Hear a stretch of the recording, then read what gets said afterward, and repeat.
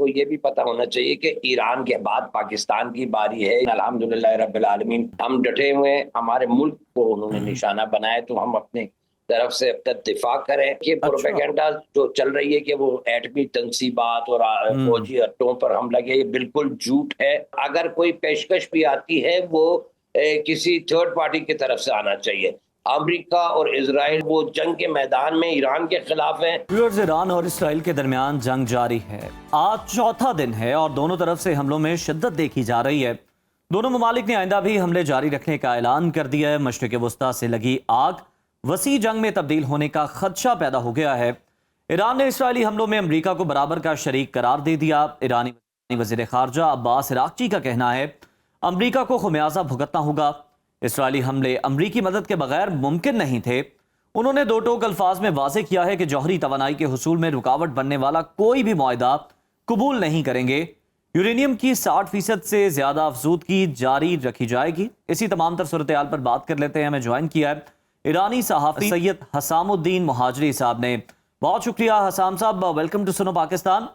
ایران اور اسرائیل کی جانب سے ایک دوسرے پر ہم دیکھ رہے ہیں کہ تابڑ توڑ حملے کیے جا رہے ہیں. اس وقت آن گراؤنڈ سچویشن ہے کہ اب کتنا نقصان ہو چکا ہے، خاص طور پر اسرائیل کا اگر ہم دیکھیں، کیونکہ اسرائیلی میڈیا بڑا کنٹرول ہے اور اس کے علاوہ اگر ہم دیکھا جائے تو جو اوور آل بھی بڑے میڈیا آؤٹ لیٹس ہیں ان پر بڑا اثر و رسوخ ہے اسرائیل کا.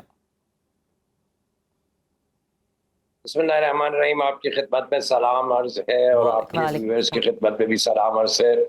سب سے پہلی بات یہ ہے کہ میں شکریہ ادا کرنا چاہتا ہوں پاکستانی عوام اور پاکستان حکومت کا کہ وہ ہمارے ساتھ ہیں اور جو باتیں وہاں سے سنائی گئی ہیں وزیر اعظم شہباز شریف اور خواجہ آصف اور دوسرے اعلیٰ اقتدار، سینٹ، قومی اسمبلی میں جو باتیں ہوئی ہیں، اس پہ ہم بہت خوش ہیں کہ ہم اکیلے نہیں ہیں. کیونکہ یہ خوب آپ کو یہ بھی پتہ ہونا چاہیے کہ ایران کے بعد پاکستان کی باری ہے. اسرائیل ہمیں چھوڑے گا نہیں، لیکن الحمدللہ رب العالمین ہم ڈٹے ہوئے ہیں اور ہم بالکل مستحکم ہیں. اور جو اقدامات ایران کی طرف سے کیے گئے ہیں، سب سے پہلی بات یہ کہ امریکہ اور اس کے جو آقا ہے اور اس کے جو مین سپورٹر اسرائیل اور امریکہ اور مغربی ممالک کی کوشش یہ ہے کہ مسلمانوں کے خلاف زیادہ سے زیادہ جارحیت کیا جائے اور مسلمانوں کو کمزور کیا جائے. اسی سلسلے میں انہوں نے غزہ پر جو حملہ کیا، پھر اس کے بعد جو وہاں پہ نسل کشی کی گئی وہاں پہ، اور جو اقدامات انہوں نے کیا، اور وہ کہہ رہے تھے کہ ایک ہفتے کے اندر تمام مسائل کو سمیٹ لیں گے، لیکن غزہ کے مظلوم عوام اور مزاحمت کے سامنے وہ بے بس رہے. انہوں نے اسی لیے دوسرے راستے اپنائے. ایران کے جوہری پروگرام کو لے کر انہوں نے بولڈ کرنے کی کوشش کی تاکہ دھیان غزے سے ہٹ جائے. خیر ایران نے بھی اپنا گڈ ول دکھایا اور مختلف مسائل کے ساتھ عالمی برادری کے اطمینان کے لیے ایران حتیٰ کہ مذاکرات پر بھی راضی ہو گیا، اور یہ دکھانے کے لیے کہ بھائی ہم جنگ افروز اور جنگ پسند نہیں ہیں. اسی لیے ایران نے 5 سیشن میں امریکہ کے ساتھ گفتگو، انڈائریکٹ گفتگو بھی کی، لیکن مذاکرات کی میز پر شکست کی وجہ سے، یعنی ان کے پاس کوئی سیاسی یعنی ایکسکیوز نہیں تھا. ایران کی باتیں بالکل لوجیکل اور ایران کی باتیں منطقی باتیں تھیں، اسی لیے ایران کے سامنے سیاست نہیں کر سکتے تھے وہ. اسی وجہ سے انہوں نے آ کے مذاکرات کے کور میں ایران کو نشانہ بنایا، ایران کے. بالکل ٹھیک ہے. اچھا حسام صاحب، میں مزید آپ سے بات کرنا چاہوں گی اسی صورتحال کو لے کر. ابھی ہم جو دیکھ رہے ہیں ایران اور اسرائیل کے درمیان جنگ شدت اختیار کرتی جا رہی ہے. جو اب کی صورتحال ہے، ایران اور اسرائیل ایک دوسرے پر حملے جاری رکھنے کا اعلان ان دونوں نے کر دیا. کیا سمجھتے ہیں آپ کہ آئندہ دنوں میں یہ جنگ مزید پھیلے گی اور کیا ایران مزاحمت سے روک سکتا ہے؟ دیکھیں، میں آپ کو صرف پہلے یہ بات بتانا چاہتا ہوں کہ ایران کی تاریخ کو دیکھیں، ایران کبھی کسی ملک پر حملہ آور نہیں ہوا، یعنی جارحیت ان کی طرف سے ہوئی ہے. اب جو بھی ہماری طرف سے ہو رہا ہے وہ انتقامی یعنی ریٹیلیشن ہے، اور جو کہ اقوام متحدہ کے منشور کے مطابق ہمارا حق بنتا ہے کہ جب ہمارے ملک کو انہوں نے نشانہ بنایا تو ہم اپنی طرف سے اپنا دفاع کریں. یعنی ہم نے یہ جنگ شروع نہیں کیا, انہوں نے شروع کیا, لیکن ختم ہم کریں گے. اور یہ کہ یہ ان کو یعنی میں آپ کو یہ بتاؤں کہ یہاں پہ جو ایران میں ایرانی عوام اور مختلف طبقات زندگی کے جو ان کا جو ڈیمانڈ ہے یہ ہے کہ شدید ترین ان کو حملہ کیا جائے تاکہ ان کو وہ ایک بار پھر یہ ہمت نہ کریں کہ ایران میں آ کر یہ میں آپ کو صرف پہلی بات یہ بتانا چاہتا ہوں کہ میں تہران میں بیٹھا ہوں اپنے گھر میں, میرے گھر کو انہوں نے نشانہ بنایا, اور یہ کہ پروپیگنڈا جو چل رہی ہے کہ وہ ایٹمی تنصیبات اور فوجی اڈوں پر حملہ کیا, یہ بالکل جھوٹ ہے. شاید فوجی اڈوں کو بھی حملوں کا نشانہ بنایا گیا ہے, لیکن زیادہ سے زیادہ جو چیزیں یہاں پہ دکھ رہی ہیں وہ یہ کہ ریزیڈنشل بالکل غزہ والی جو ہے وہی پالیسی ہے, سول آبادی کو نشانہ بنایا جا رہا ہے, زیادہ سے زیادہ رہائشی عمارتوں کو نشانہ بنایا جا رہا ہے, اور کہا یہ جا رہا ہے کہ ہم صرف فوجی تنصیبات کو نشانہ بنا رہے ہیں. حسام صاحب, اسرائیل ہم دیکھتے ہیں کہ جو چاہتا ہے اور جس کو چاہتا ہے ٹارگٹ کر رہا ہوتا ہے. ایران کی اعلیٰ عسکری اور جوہری قیادت کو شہید کر دیا گیا. صہیونی یلغار کو روکنے کے لیے ایران کی دفاعی حکمت عملی کیا ہے؟ اور خاص طور پر ہم دیکھ رہے تھے کہ ایرانی سپریم لیڈر کے حوالے سے بھی جو ہے وہ خبریں آ رہی تھی, اور امریکہ کا یہ کہنا ہے کہ جی ہم نے اجازت نہیں دی اس طرح کی کسی کارروائی کی اسرائیل کو. تو کیا دفاعی حکمت عملی تیار کی گئی ہے, اور ساتھ ہی ساتھ یہ جو جتنی اہم قیادت ہے ان کی سیکیورٹی کو کیسے انشور کیا جا رہا ہے اس صورتحال کے اندر؟ دیکھیں, سب سے پہلی بات یہ کہ یہاں ٹھیک ہے فوجی قیادت ہے, لیکن پورے 80 ملین ایرانی ہیں.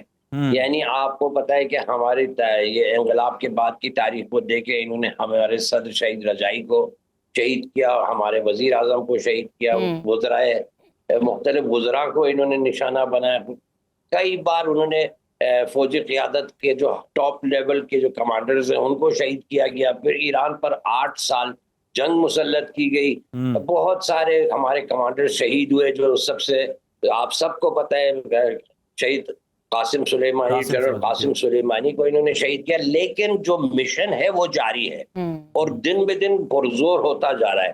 آپ ان 47 سالوں کو دیکھیں, ایک لمحے کے لیے ایران کی افسردگی, ایران کی پیش رفت مختلف میدانوں میں, فوجی میدان, علمی میدان, ہر لحاظ سے میزائلی ٹیکنالوجی, جوہری ٹیکنالوجی, اس میں کبھی ایران کی پسپائی آپ نہیں دیکھتے. آج الحمدللہ ہم 60% افسردگی کر رہے ہیں. تمام کیجولیٹیز کے باوجود ابھی ہمارے جو اقدامات ہیں وہ جاری ہے. میں آپ کو یہ بتاؤں کہ مطالبہ ایران میں یہ ہے کہ جلد از جلد کوئی ایسا اقدام کیا جائے کہ ان کا منہ توڑ جواب دیا جائے. میرے خیال میں ایرانی عوام میں سے 99% کی خواہش یہ ہے کہ حالانکہ رہبر انقلاب کا بھی فتویٰ ہے کہ ایٹم بم نہیں بنانا چاہیے, ویپنز آف ماس ڈسٹرکشن نہیں بنانا چاہیے, لیکن ایرانی عوام کا مطالبہ یہ ہے کہ جلد از جلد کوئی نیوکلیئر ٹیسٹ کیا جائے تاکہ ان کو ان کا جواب دیا جائے. میں آپ کو ایک بات بتاؤں, آپ گزشتہ دنوں میں آپ دیکھ رہے ہیں نہ صرف یہ 3-4 دن بلکہ اس سے پہلے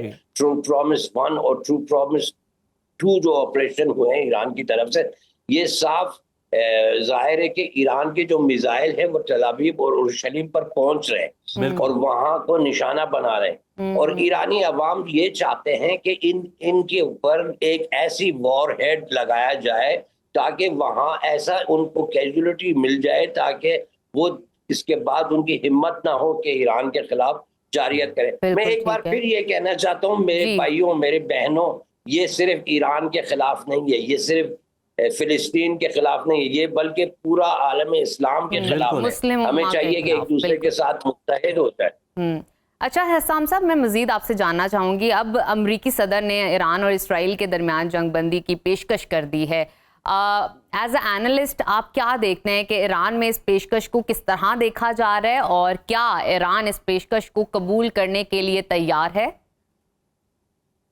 دیکھیں, میرے خیال میں ایز اے اینالیسز اور جو آپ دیکھ سکتے ہیں اس شخص کی حرکتوں سے, یہ سب سے بڑا جھوٹا ہے.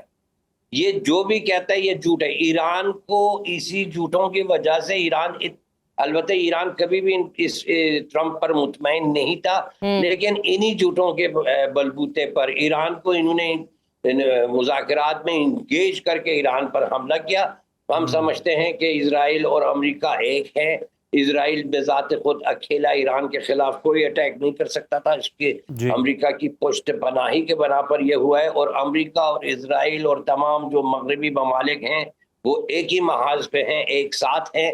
और अगर कोई पेशकश भी आती है वो किसी थर्ड पार्टी की तरफ से आना चाहिए। अमेरिका और इजराइल और उस महाज पर हैं, वो जंग के मैदान में ईरान के खिलाफ हैं, तो आपके दुश्मन की तरफ से कोई जंगबंदी की तजवीज नहीं आ सकती है।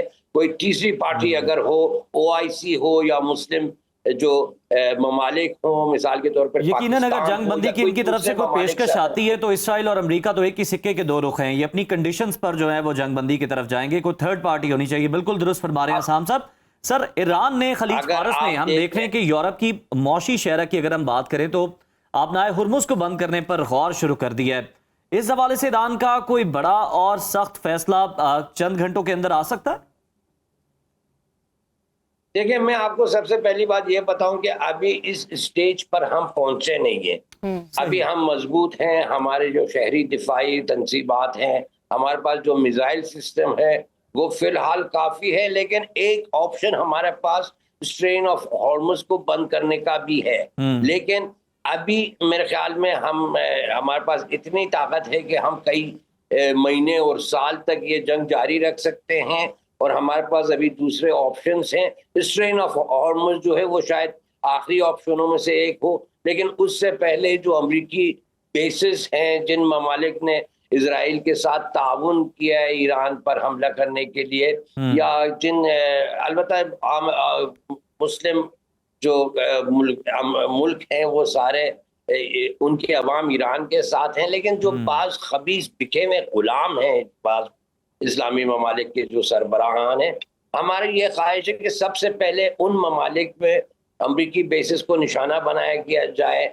और स्ट्रेन ऑफ हॉर्मुज भी एक हसाम साहब, अगर ओवरऑल सिचुएशन को देखते हुए मैं आपसे पूछूं कि क्या आप मुस्लिम उम्मा के ये जो ममालिक हैं उनके किरदार के से, उनके रिस्पॉन्स से, इस हालात को देखते हुए आप मुतमिन हैं, आप सेटिस्फाइड हैं? आपकी आवाज कट गई, अगर दोबारा सवाल अपना रिपीट। जी, मैं ये पूछ रही हूँ कि आप एज अ एनालिस्ट क्या देखते हैं कि मुस्लिम उम्मा ममालिक के किरदार से और उनका जो रिस्पॉन्स है इस सूरत हाल को देखते हुए, क्या आप मुतमिन हैं, क्या आप सेटिस्फाइड हैं? देखिए, हम सेटिस्फाइड तब होंगे जब इजराइल नाम का कोई मुल्क दुनिया में ना रहा। क्योंकि ये एक नाजायज कासिब हुकूमत है। यहाँ पे फिलिस्तीनियों के मजलूम फिलिस्तीनियों के जमीनों को उन्होंने हड़प किया, वहां पे एक नाजायज हुकूमत बना दी। सेटिस्फेक्शन हमारी तक होगी ये जब ये हुकूमत हो ही नहीं। लेकिन अभी भी अल्हम्दुलिल्लाह यहाँ पे मुतमईन हैं। जो तस्वीरें दिख रहे हैं जो इंटरनेशनल मीडिया में, हालांकि आपको पता है इनके ऐसे माफियाज हैं और आलमी मीडिया पर ये जो सहयूनी है उन्होंने ऐसे उसको घेरा हुआ है उनके हाथ में। लेकिन इसके बावजूद जब हम फुटेजेस देखते हैं कि तल अवीव और उर्शलीम के जो वहाँ पे जो मिसाइल दागे जा रहे हैं, हालांकि वो सेंसरशिप वो ऐसे सेंसर कर रहे हैं, लेकिन उसके बावजूद जो तस्वीरें आ रही हैं बहुत ही हम सेटिस्फाई है इससे। लेकिन हमारी जो असली ख्वाहिश है वो ये कि मजलूम फिलिस्तीनियों के खिलाफ जो जुल्म हो रहे हैं वो ख़त्म हो जाए।